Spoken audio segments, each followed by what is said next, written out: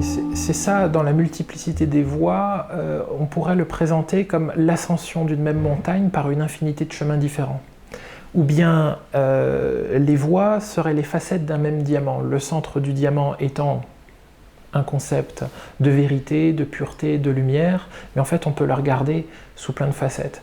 Et l'histoire, à travers différentes cultures qui ont été formées par différents événements,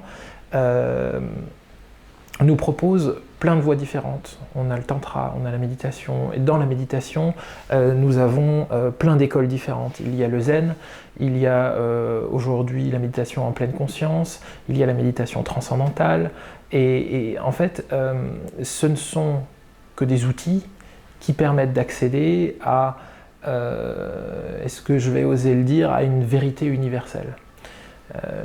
Cette vérité universelle, la rencontre avec la source, qu'on pourrait aussi l'appeler la source, on ne peut pas la nommer. C'est l'ineffable, c'est au-delà, à partir du moment où on la nomme, ça disparaît. Un de mes auteurs favoris dit « Cela se débarrasse des mots comme une goutte d'eau sur le duvet d'un canard ». Ce n'est absolument pas nommable. Donc qu'est-ce qu'on fait? On essaye de prendre des chemins, et c'est pour ça qu'on a tous l'impression de « moi je détiens la vérité et pas toi ». C'est-à-dire qu'à un certain niveau de recherche, quand on commence à s'engager dans une voie, et c'est ce qu'on constate chez la plupart des gens, et c'est ce qu'on constate dans les dérives religieuses, mon interprétation, c'est la bonne. Mais en fait, je ne vois qu'une facette de la montagne, et le jour où j'arriverai au sommet, les mots se dissiperont. Et donc, l'existence nous propose une infinité de chemins, et on pourrait même créer le nôtre. Aujourd'hui, il existe, on voit émerger ce qu'on peut appeler une renaissance archaïque, c'est-à-dire que l'humanité a eu accès à ses premières considérations spirituelles et mystiques à travers l'ingestion de plantes sacrées. Et cela même avant la sédentarisation, ça faisait partie du bol alimentaire que d'ingérer des substances qui nous font accéder au transcendant. Donc il y a eu plusieurs, ce qu'on peut appeler des révolutions psychédéliques, qui consistent à contacter le transcendant, à contacter, peu importe comment on va l'appeler, l'âme, le divin, la conscience universelle, l'intelligence du vivant, la source, la conscience, à travers l'ingestion de quelque chose. Et là, on n'est plus dans une voie, on est dans l'expérience directe. On n'est plus dans un dogme, une doctrine, et éventuellement une tradition, puisqu'une tradition n'est rien d'autre qu'un protocole qui favorise la survie face à des expériences difficiles. On est dans le contact direct avec quelque chose qui vient transcender notre ego, qui vient étouffer notre ego, qui vient mettre notre ego de côté.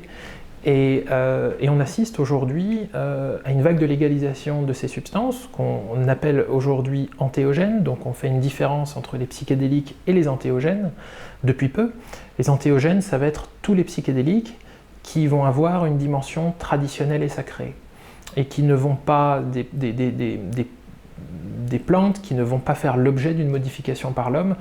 C'est comme ça qu'elle a été consommée de manière traditionnelle.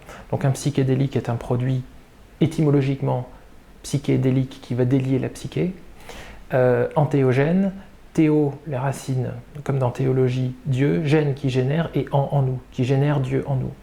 Et donc la différenciation entre antéogène et psychédélique, c'est qu'antéogène, il y a une dimension qui est plus, on va dire, naturelle, avec une intervention moindre de l'homme, et surtout une dimension traditionnelle. Le psychédélique, on va pouvoir l'utiliser à des fins récréatives, et ça donne des drames, et c'est d'ailleurs en partie pour ça qu'ils sont mal vus, et les antéogènes impliquent quasiment de fait une utilisation non récréative. Voilà une autre voie qui est beaucoup plus directe et qui est à l'écart de tout dogme. Qu'est-ce qui va se passer?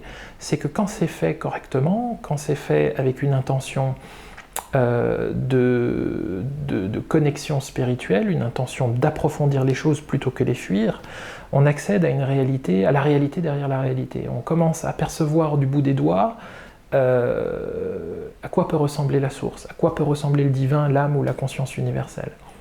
Qu'est-ce qui va se passer? On va vouloir mettre des mots, parce que c'est absolument important. Donc moi j'ai vu, que sais-je, j'ai vu un aigle, et puis l'aigle il m'a fait voyager sur d'autres planètes, peu importe. Et puis du coup on va se dire, c'est ça la vérité en fait. Et c'est comme ça que sont nées les religions. Donc on a quelqu'un qui s'est promené sur le mont Sinaï, il y a un buisson qui a brûlé, il a vu une apparition qui lui a donné 10 commandements, mais en fait il était complètement défoncé.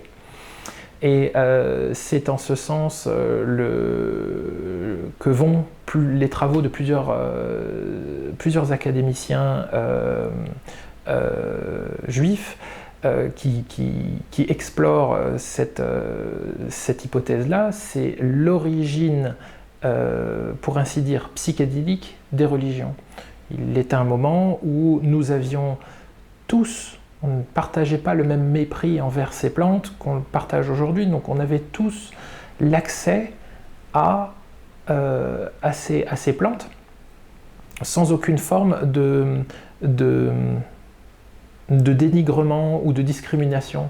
On nourrit notre corps et ça c'est parfait, mais quand est-ce qu'on nourrit vraiment notre esprit? Quand est-ce qu'on nourrit vraiment la connexion à l'âme? Quand est-ce qu'on nourrit vraiment notre spiritualité? Donc aujourd'hui, et je le dis à moitié en plaisantant, on assiste à un racisme envers les plantes. Je mange du basilic, de la menthe, du poireau, il n'y a aucun problème. Mais à partir du moment où cette plante va avoir un effet sur ma perception du monde et va venir l'altérer, et l'altérer ne veut pas dire la diminuer, mais juste provoquer une altération, qu'elle soit en faveur d'une ouverture de la conscience ou d'une fermeture de la conscience. Et bien là, on commence à dire « Ah non, non, non, non, si ça modifie l'esprit, c'est pas bon. » Et donc, on vit dans cette croyance ou dans ces valeurs qui disent que toute chose qui va modifier notre perception du monde n'est pas forcément souhaitable. Et donc, nous avons des substances qui sont tout à fait légales, l'alcool, le tabac, le café, et surtout le sucre, qui a un pouvoir addictif supérieur à la cocaïne. Et ces choses-là vont nous permettre d'être en accord avec ce que la notion même de nation ou de gouvernement dans laquelle elle veut nous pousser en fait. Donc le sucre va venir étouffer nos émotions, l'alcool va nous rendre plus dociles, le café va nous rendre plus productifs, on utilise aussi le tabac pour étouffer des émotions. Et donc ça c'est tout à fait légal. Par contre, dès lors qu'une substance va nous permettre une certaine forme d'émancipation spirituelle et de dire « Ok, la religion c'est ça, par contre si moi j'ai accès directement à l'expérience religieuse sans le dogme ou la doctrine de la religion, là je vais commencer à remettre les choses en question. » Et donc ça c'est absolument pas souhaitable. Donc on a assisté en 73 l'interdiction de toute une panoplie d'antéogènes qui permettent l'accès à ce qu'on cherche vraiment depuis toujours.